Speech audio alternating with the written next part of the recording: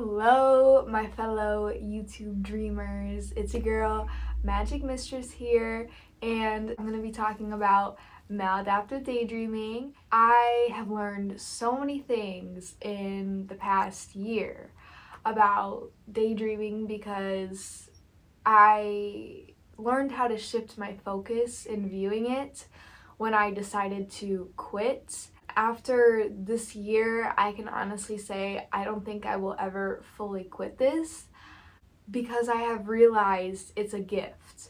And unfortunately, we can get addicted to it at times. I feel like a lot of us are struggling with that this year because we have been experiencing some pretty intense astrological transits that affect people like us.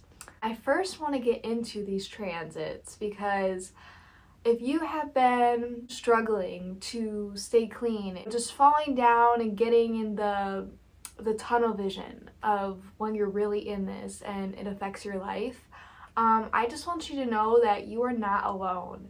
And I have also been there multiple times throughout this year, and I've had to pick myself up. Specifically, these transits that are affecting us are the retrogrades with the planets. We have a Saturn retrograde, a Uranus retrograde, we had a Mercury retrograde around May, we're gonna have another one on September 22nd, which means we're already in the shadow period energy. And basically all of these retrogrades, including the Neptune retrograde, all of them are making us have this unrealistic amount of energy in us. And when we have energy, our minds are very active naturally, so this puts us in a position where it's very easy for us to start thinking about doing the daydreaming again because we have all this energy inside of us and we need to cultivate it somehow. So these retrogrades are having a really big effect on us. With me, Mercury retrograde usually really does bring that out of me because I think it's all about taking care of your human self. We came here because we have things to learn, things to fix about ourselves, to find out about ourselves, and the human body, that is where all our so-called issues are. If we have mental illnesses, all of that stuff Mercury retrograde brings out. And with our human self, it's the maladaptive daydreaming because that is not present, it's in our mind, and your human self is not in the spiritual. So when I do the daydreaming, I do not think of it as a spiritual practice, but when I do the manifesting, that is a spiritual practice. But you cannot do the manifesting unless you have quit the daydreaming for a significant period of time, showing your dedication, like, I'm gonna quit this really bad habit so that I can manifest this really big thing. You can't do both of them together. That is the reason that gets me out of a rut when I have been doing it for a long time and I realize, okay, I have to stop again. That is what motivates me. It's when I have a new goal, a new vision that I want to complete, and I know that I can only do it through this unconventional way. We are visionary people, we are imaginative people, and half the time our brains and human bodies used to being somewhere else even when we are here. So that resonates with us more to create things in a more unseen way. The thing that really gets me out of the addictive cycle is when I have a goal, when I want to manifest something, when I want to use my visual gift for something that is healthy, and that is my motivation, but I still have to do things in the process to get me there. What helped me quit is setting a time limit on each daydream. So with me, I would do it to a song, and then when the song would end, I would have to get rid of the daydream. And this meant I would have to get rid of all the people in it, the whole scenario, the story, and then the next one would be nothing similar to this. The reason we're addicted to this is because we have an attachment to it. And what is that attachment?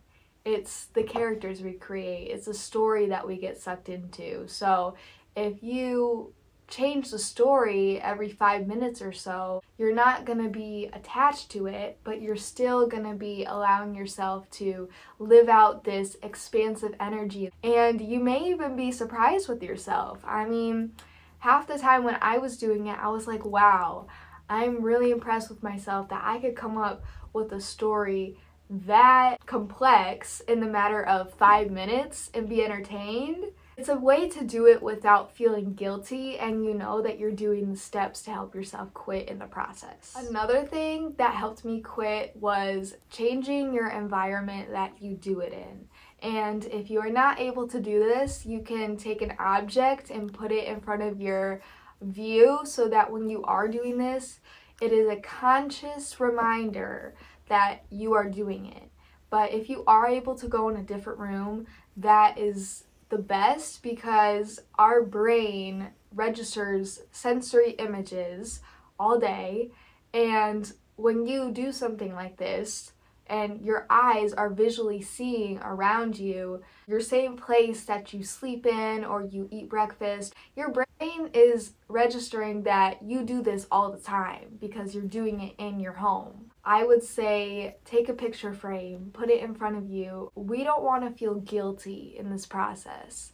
Guilt is actually what slows us down, and guilt comes with counting our days and measuring the time we've been clean. I actually don't believe in any of that. I believe in taking it day by day, and when you are in the process of doing it, you can do these things to help your brain process it in a conscious way, because the whole thing about quitting is changing from subconscious to conscious. When you change it to a thought that all parts of you agree with, when you have set up a picture frame or you're in a different room or whatever, you can say out loud, I am right now. And with me, I said that exact phrase. I did not say the maladaptive daydreaming, because our brain processes everything we give it, our visuals, our auditory. So if you're saying those words, your brain is just gonna like feed it, and we don't want to feed it that. So I have that connection with myself where I can just say I am right now, and I'm gonna know exactly what I'm talking about, and I know why I'm doing that. I don't want to feed my brain those words. So I do that when I know I have to do it. I know the energy in me is so overbearing that I have to let it out. And then after that, I don't even want to do it. But you have that energy still inside of you. And one of the ways that we can release this energy is through moving our body. And with me, I am not flexible at all. So I unfortunately can't really do like yoga or anything like that. I can only do something if I know I'm going to be an expert at it. If I know that I cannot grow to the top level of it, I'm not doing it. So I tried working out.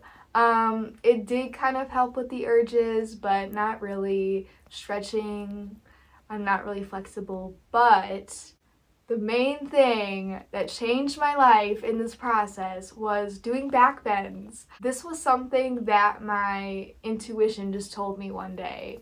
Like when I was in the depths of my addiction, it just told me do a backbend once a day. And I did it. The minute after you do it, you just feel like so alive.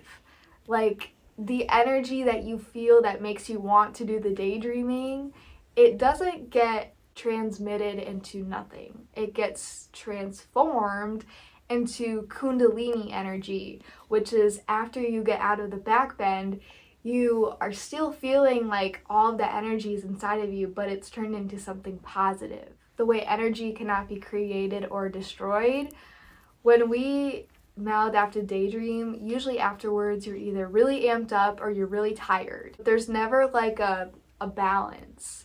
But after I did these backbends, it was balanced, and I somehow was able to feel all this beautiful energy and not be overwhelmed. So after I did these backbends, it eventually led me to flatlining. And flatlining is something in an addiction that happens when your body just doesn't want it anymore, and you just wake up one day and you don't even feel the urge to do it. And with me, I did everything I could, but the backbends was really the thing that led me to get there. I had formed like my daily routine around fighting off the addiction. So I had like a bunch of things that I would do just so I would be busy. And then when you wake up and you're okay with being still and you're not feeling the urges, it's honestly a psychedelic experience. So I would recommend to have something in place for when you do flatline, because you will. When you get to the point where your body is truly ready to quit, you've learned the lessons through this journey. I feel like that's half the reason why we go on these addiction journeys, is because that's how we learn. But when your body gets there, you need to have something to do. I realized I had to make new hobbies. And one of those hobbies was being still and meditating. And I realized that when you meditate, if you make a habit of doing this a little bit each day, I don't do it every day, I'm gonna be honest, but we all try, okay? But if you make a habit to do that, it completely reprograms yourself over time. Incorporating spirituality right when you are trying to quit will give yourself something to do when you have quit, because spirituality is stillness and the human side is busyness and entertainment, stimulation. And when we quit, we change from the human self to the spiritual self. And the spiritual self is associated with love, stillness, present, gratitude. And so if you have hobbies on both sides, you know that you are supported whether you're gonna flatline today or tomorrow. The ultimatum of why we have this is because we are human. If you liked this video, I would appreciate a like and subscribe, and I will see you in the next video.